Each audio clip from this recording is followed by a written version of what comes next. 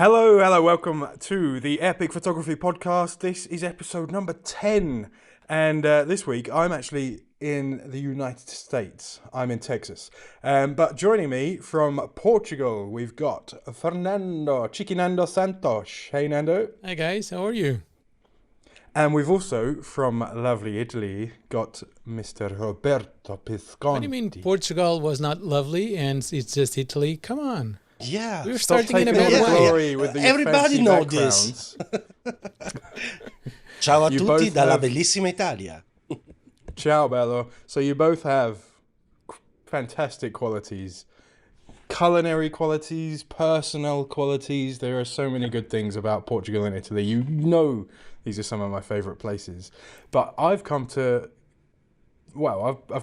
be quite fond of Texas. Everything's bigger. Everything's awesome. Yesterday there were these awesome clouds. They're like bubbles in the sky. And you can get drinks as big as your face for 99 cents. Everything's awesome here.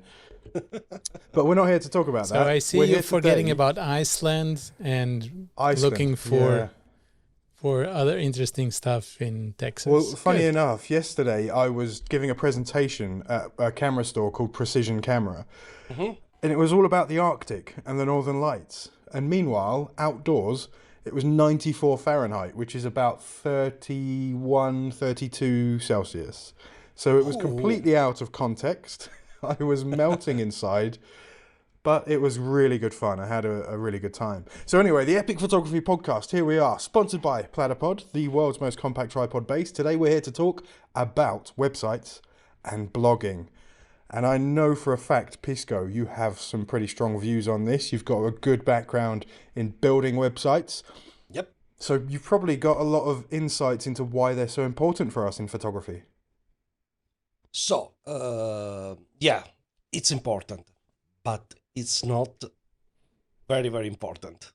Okay. Okay, I try to explain myself. So, in the past, website was the only way to drive attention of the people to your pictures, okay? Right. But now, I think that the best way to catch the attention of the public is via social media, okay? Okay. But when you catch the attention, you need to drive this attention to your website, okay? Because there, inside the website, they can find all your work that you maybe don't publish in the social media, all your contact. They can find more about you. So the website are important, but you need to drive. Yes, you need to catch the attention via other media and drive the attention to your website. Right. Okay. So basically, it is an important thing, but it's not the most important thing because it needs a conduit. We need something There is to drive people Yeah. to the website. Yeah, there is a When lot they of... get to the website, though, the website needs to be right. It needs to be usable. It needs to be. Yes. It needs to grab their attention. It has to have a Yes. purpose.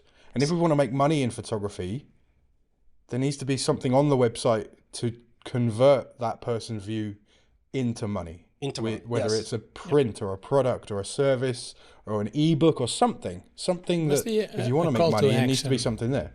Exactly. So, Nando, please tell me, what methods can people use to drive people to their website? Well, as Pisco was saying, social media is a good one.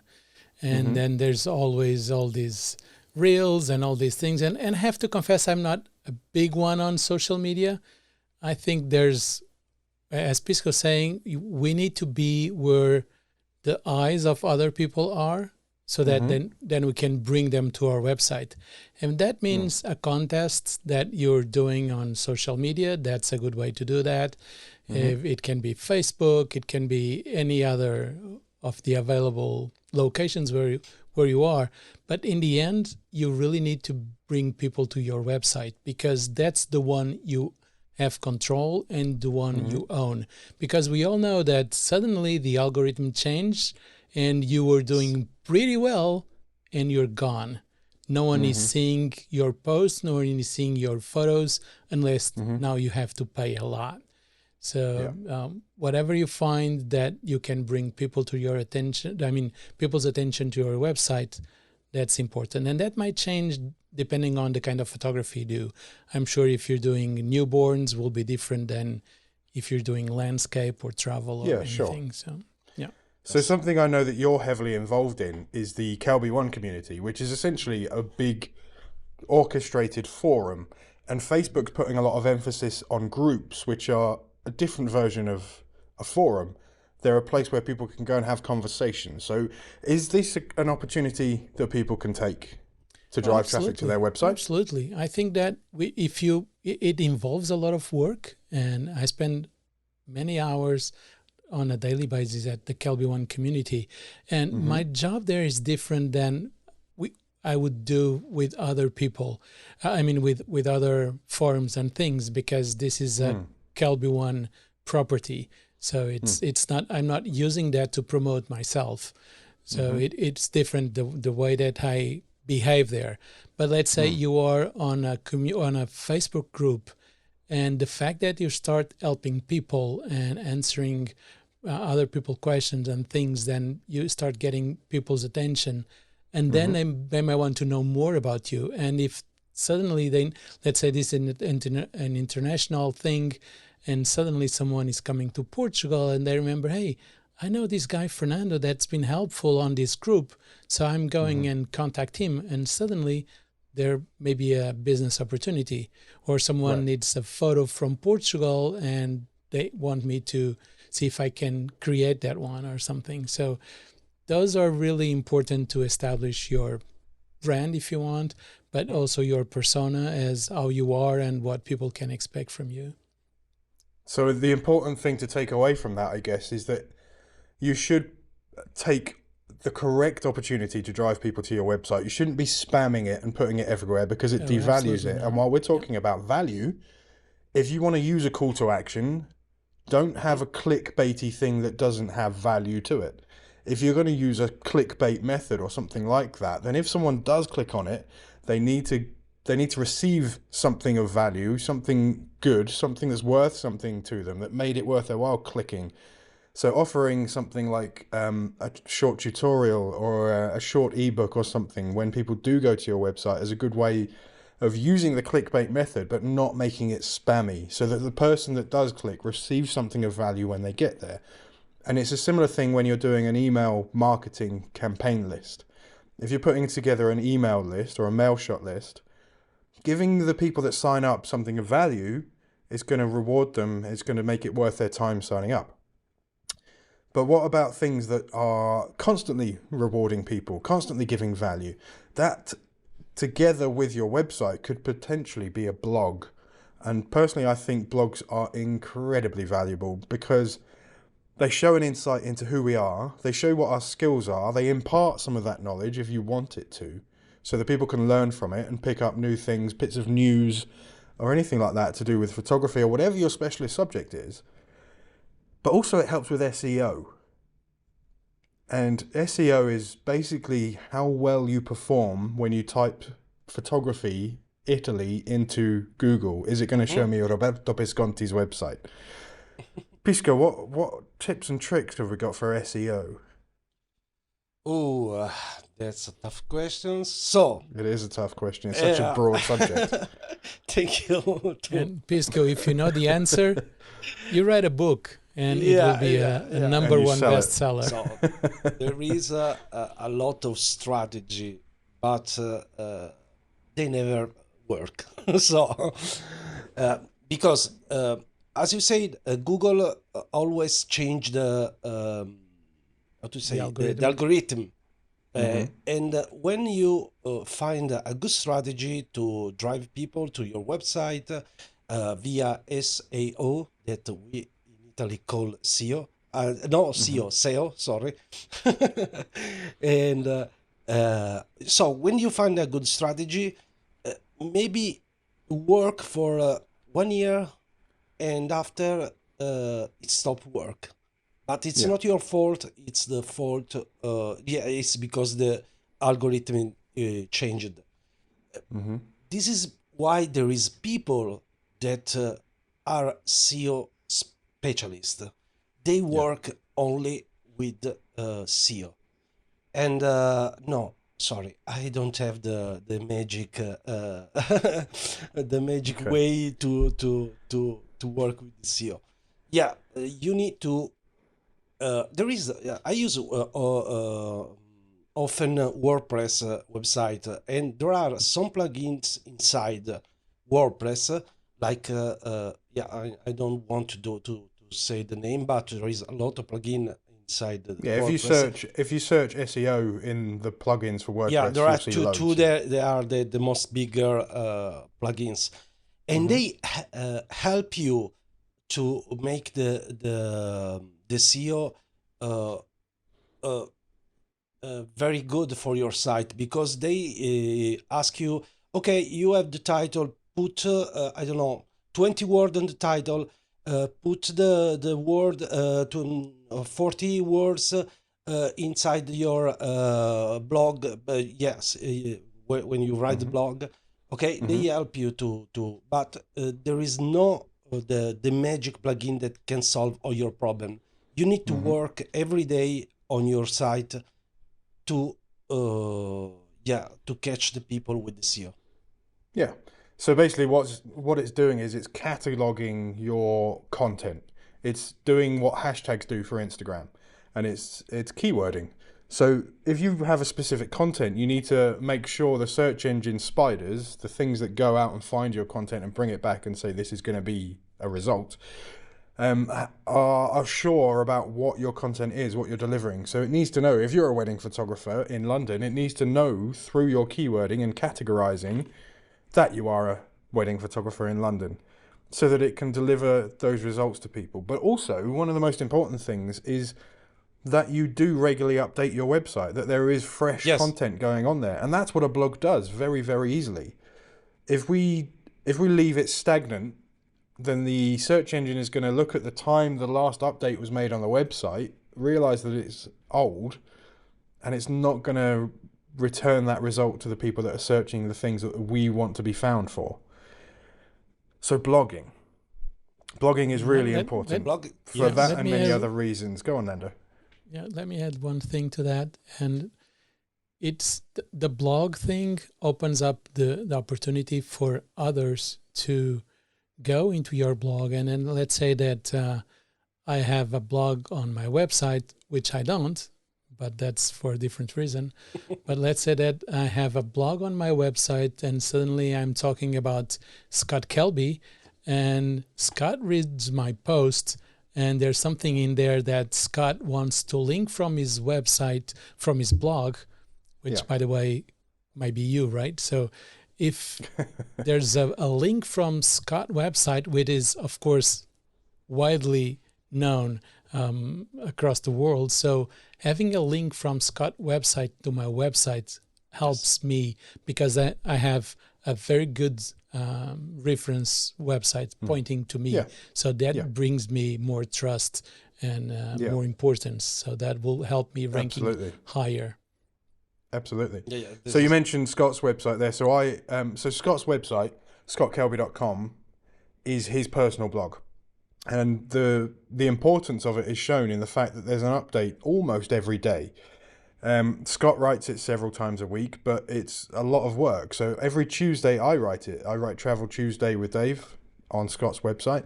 And then on Wednesday, there's a guest post. So Brad Moore organizes that, and there's a guest blogger every Wednesday.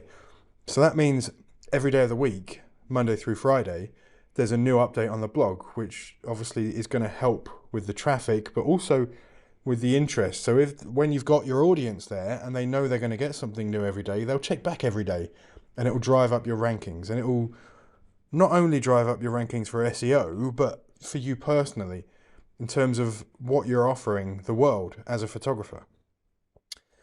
Blogging and websites open a door to education, and one of the best things you can do in photography is educate. It's impart your knowledge, which is kind of this is what we're doing right now, guys. Is we're telling people through this podcast, all 11 of us. Is it 11 of us? All 11 of us. Yep. what our little secret tips and tricks are that people can learn. Education in photography is hugely important. And so that's what a blog can do, but it can reveal locations, it can reveal stories and inside information, insights into what we do, the places we go, and how to use our lighting. Yes. And that can lead to money. How can that lead to money? Well, if you use a Westcott light, for instance, and you write a really good blog about it, and Westcott notice it, then maybe they'll send you a free light so that you can write something else about that. But maybe they'll ask you to write a blog for their blog, and maybe that will give you some money, because we all know photography is a very, very expensive hobby. So if we can monetize it in any way, then we should, because it'll fund new gear, if nothing else. Nando, why don't you have a blog? Well, you just explained the reason I don't have one, because there's a lot of work, and I simply cannot keep up with a daily update on a blog. There's no way I can do that, and that's why I don't have one. Otherwise, I would. But again, is this on the Cheeky Nando site, or is this somewhere else? No, I have my own website. That is. It's not updated frequently, so I'm here like the devil's advocate. I know that all this is important. I'm not doing it just because I can't. I don't have the time to keep up with everything, and that's like an excuse for most photographers. What I say, don't do what I do. I was just going to say the same thing. Absolutely. The thing is that well, if you go on the Kelby One community, there's over, I believe the last time I checked, we're over 33,000 members. So these are paying members that visit often. Most of them know about me. So let's say that I'm not looking for recognition worldwide. I'm not trying to sell my services or anything. That photography is not my main source of income. So that's why I don't spend most of my time there, because if it was my number one source of income, that would be my number one, the number one place that I would put my time. And that happens not to be the case. So, and because of all the hours I give away on the Kelby One community, there's simply no way I can be writing my own blog posts and everything. So it's just, I can't just do it. It's sometimes I'm sleeping like 5 hours a night, and like for 2 months in a row. So it's already crazy the way it is. Well, that's fair enough. But if you were to write a blog, how would you find the topic you were going to write about? Oh, that's a very hard question. Or I know, the question, and that's the thing that the reason I'm asking you is because you don't write a blog, and so people that aren't currently writing a blog and they want to start, where do you start? Well, let me tell you one of the easiest things you can do. You know when you go on Facebook and there's the photography forums where people post their pictures and ask for some criticism, or they post a technique that they want to learn about and they don't know how to do it, or they post and they ask advice from other people. Go in there and find a question that someone's asking, but then answer it as a blog post. Go on your website and write a blog post answering that question that you can add value to, that you know the answer to, and write a blog post about it, and it will start you off. I write blog posts every single day on the Kelby One community, I guess. I'm just not putting them on my own blog. Exactly. So, because you're tons of picking up You can questions copy in and the paste forum. on your blog if you want. Yeah, do that. No, that's actually a good strategy. You're picking up questions from the forum, so just go and answer them, but on your website. Yeah. Sneaky, but it works.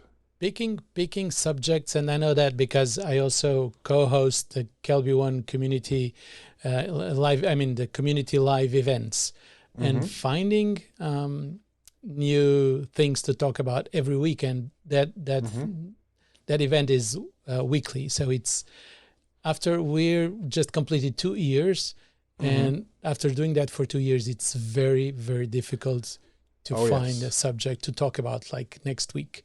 And actually, as we are recording this now, we don't have a subject yet for this coming Thursday. So we're just a few days away, and we still have to work on that. It's a common thing. About, so that's sorry, I can give you an idea. You can talk about website and blogs if you want. yeah. The next time. Why not? Well, Pisco can the be your fact is special that guest. we have already done that. Okay. So that's one of the problems, though. But so every Tuesday when I write Scott's blog, or every week or so when I write my blog, I have to think of something to write about. And it's quite often a case of looking at what's trending, what questions people are asking, what time of year is it, so what are people going to be shooting, and picking quite a specific thing to write about.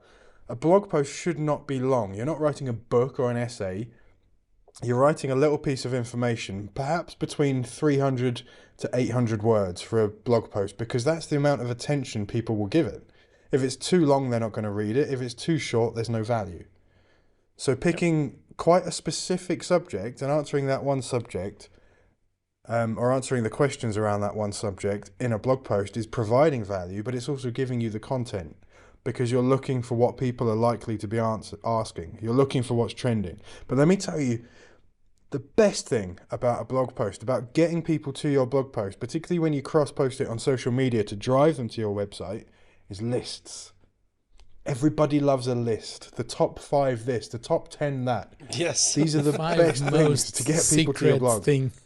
Yeah, 5 secrets you didn't know about landscape photography, things like that. Absolute winner every single time. People love a list.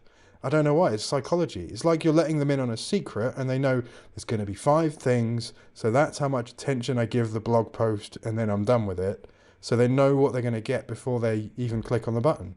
It's a little bit clickbaity, but we've mentioned that. Clickbait It's a little bit. that doesn't give you any value. That's clickbaiting. rubbish. No, it's not clickbaiting. I usually clickbait's fine, but as long as you give people the value when they do click. But I usually when I need to find something in on Google, I write top 10 I don't know, software for editing video. It's just me that I need to find the top 10 or top software, and you have the word the word top. I think that it's one for good for SEO, top software for but the list are something that the people are attracted, like be on the honey. Okay. Yeah, I like it's for me it's the magic word when I find the top 5. Okay, I need to click there. Well, that's how we started the podcast, isn't it? How do we decide which platforms to use? We searched what are the best podcast platforms. Top 5. Number 1, Simplecast. Okay, we'll have that one. That's what happened, isn't it? They are never the same. There are 10 platforms for podcasts, but people's personal opinions, the people that are writing the blog post, and also whether they're getting paid for it. So let's say you're writing a blog post for the podcast platforms. If Zoom are paying you, you're going to put them at the top. But anyway. One thing that you're mentioning about using a platform, and that's also something that people may not realize how important it is to pick a very good platform. There's problems with many platforms, and sometimes people say, I can get WordPress and I'll just have my own server and I'll use it at home and I'll just set it up at home and that's free. I have an old computer, the internet service is good, so I'll have my own website. And then later they found out that their website was hacked, their password was the same they used for all these other services, and suddenly, or their social media accounts have been hijacked by someone else. So that's something that people really need to pay attention to. And Pisco, you mentioned WordPress. How do you handle that yourself? So about security, are you hosting on your own server? Can I just cut in quickly there? Can I just cut in? Just on WordPress, there are 2 variants, aren't there? There's WordPress.org and WordPress.com. Yes. I don't really know the difference. I'll tell you the difference. Go on. How much you pay? Oh, there it is. So no. Okay, WordPress.org, if I remember, is hosted by WordPress. So You can create a WordPress website inside the platform of WordPress.org. Sorry, you don't have the full control of your WordPress, okay? Because you can install only certain plugin, not all you want, only certain themes that are more important for photography, and the other one is where you can download WordPress on your computer to use on your hosting. Okay, I normally use the second way. I download the WordPress on my computer. I have a little hosting on my computer made with the XAMPP. There is this little hosting. It's not the correct word, but I think that people can understand. For Is it like a server, Mac, then? yeah, it's a little servers. They are the full functionally server, but they are on your computer.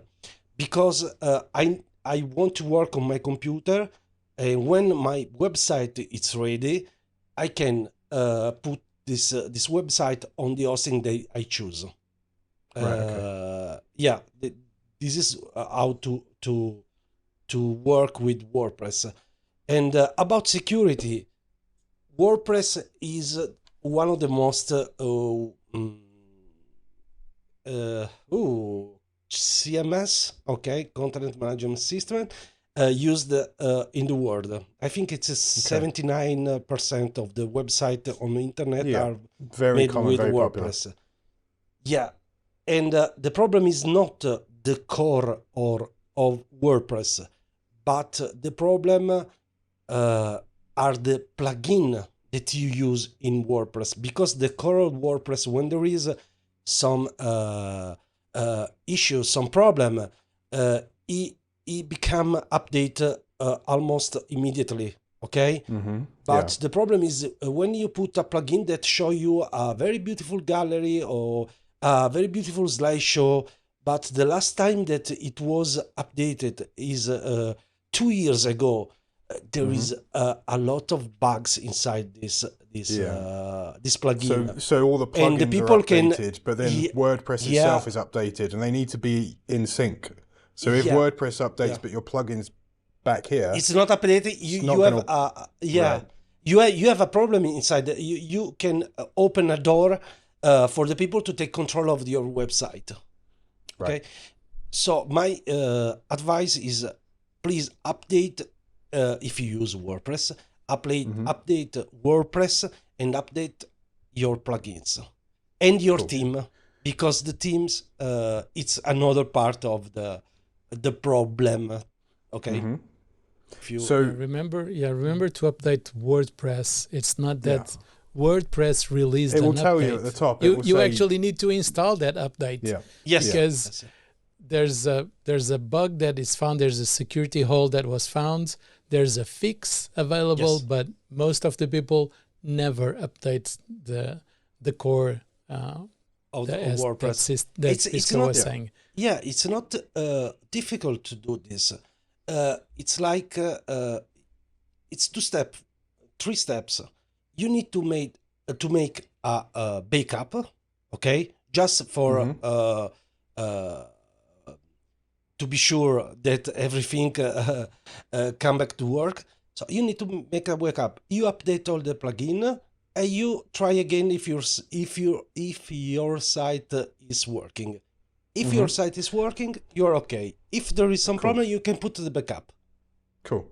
So that's WordPress.org. WordPress.com is completely online, but let's take a step backwards and simplify things a bit. If people go to epicphotographypodcast.com, which is a really good website, then they'll find a different kind of website altogether. That website, we use Squarespace to host. Yes.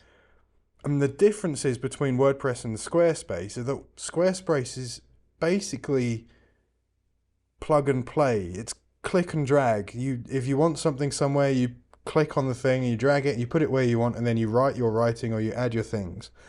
So if you want to put an Instagram link to a photo, a post on Instagram, You just put the link in and it embeds it and gives you the post. Or if you do the same thing with a YouTube link, it will plug the video into your website. So it embeds everything for you. It's far simpler than WordPress. Yes. But then if you're blogging, WordPress is better. So it's weighing everything up when you do start a website or if you do start a blog as to what's going to work for you. You can blog on Squarespace. I blog on Squarespace at idavewilliams.com. But it's far easier to blog on WordPress because everything's on one page. All your SEO stuff, all of your featured images, the scheduling, if you want to schedule a post, everything is on the one page. Whereas with Squarespace, you're having to go into different menus, different options, sometimes repeating yourself to get everything there. But that doesn't mean that WordPress and Squarespace are the only options. Nando. Smugmug. There's one of the other options that I actually Smugmug's use. brilliant for photography. Yeah, that's where I host my website. And you can use that. And actually, I think as a photographer, I think WordPress is not the best option. Probably, well, generically speaking, mostly because of security reasons. When you're doing Smugmug or Squarespace, you're using a platform that it's taken care of for you. So it's a controlled environment that you can do up to certain things. And you can have your own website custom built for you and get ready to pay probably thousands or tens of thousands of dollars, depending on how customized it is and how custom development goes into whatever you want. But if you can actually use something built in, and again, Smugmug, Squarespace, those websites that have been used for thousands of people for different purposes, probably there's a solution for you that's very well worked out. It's you don't, of course, it will cost you money, but it will bring you also peace of mind, and that's quite important, so that you can focus on blogging, on writing your content, on publishing your photos. Yes. Yeah. So Smugmug is quite visual, and it's kind of designed for photographers, and it's kind of designed to be a portfolio.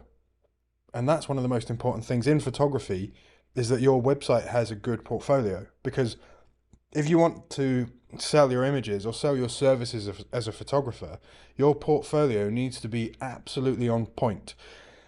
And that's a mistake a lot of people make, is they don't have a really good portfolio.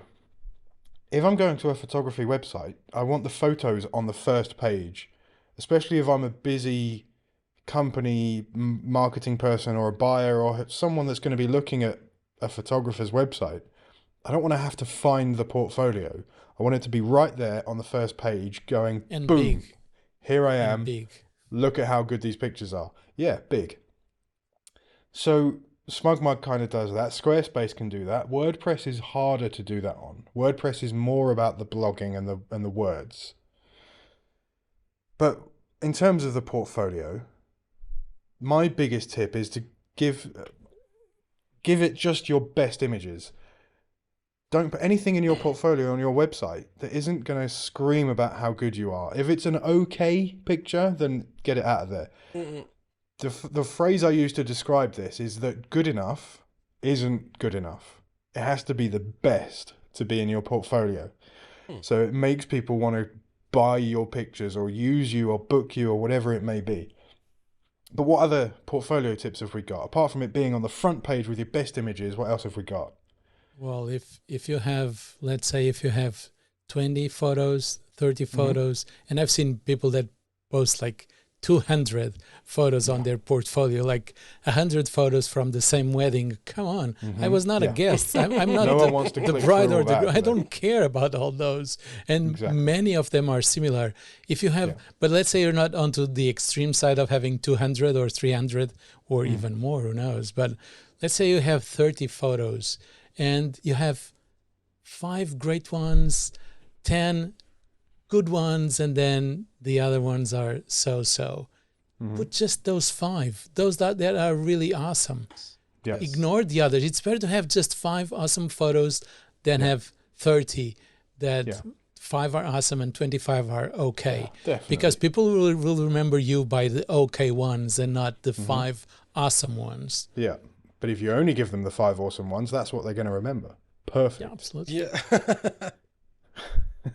So, as well as big, amazing Yes. photos, we want to make sure that we're only posting photos in our portfolio on our website that we're able to reproduce. So whatever our theme is and our style as a photographer, that's what we want to be showing off with our skill and our ability and our creativity to show the best images. But they have to all be the same. They have to be consistent. So if you have 4 photos of airplanes and then a photo of a landscape, are you a landscape photographer or are you an aviation photographer? It's not clear. So you need to carry the theme through. If you're a landscape photographer, just show landscapes. If you're a wedding photographer, just show weddings. But make sure those photos are things you're able to reproduce, not one-offs that you got by fluke, by chance, that you lucked upon getting everything right. You have to be able to reproduce these. So if someone's going to book you, they're booking you for your style and your skill. And if you can't reproduce that, then you are wasting their money and wasting their time. You're devaluing yourself because you're probably going to get a bad review and lose the customer that you could have booked again. Whereas if you post images in your portfolio that you are able to reproduce time after time, then they know what they're going to get. The reason they book you is because you're able to produce that kind of content. So I think that this is a very, very good advice. yeah. Don't Very go huge into advice. don't go into other photographers' websites, grabbing their Yeah. photos Don't and do using that. as if don't do that. they were your own. Many Do you know what You the can word- use photographers my do photo that. if you want. You can grab my photo and you can use my photo. No problem. The best example of this is if you're a wedding photographer. Yep. And you go to I don't know, you go to Joe McNally's workshop and you produce one really good image at Joe McNally's workshop, and it was because someone else said do this, set the light up here, have them stand, whatever it is, and you get one really good photo from Joe McNally's workshop. But then your other 9 photos on your portfolio are nowhere near that standard, and you aren't able to reproduce that because you haven't learnt it yet. That's the biggest example. Posting a Joe McNally's workshop photo that you got that's really good might help you on Instagram, and if you learn how to do that and reproduce that every single time without fail, absolutely flawlessly, then go ahead and do it. But go and shoot your own images in that style that you've learnt so that there's 10 of them for your portfolio so people can see how much value you're bringing to the party.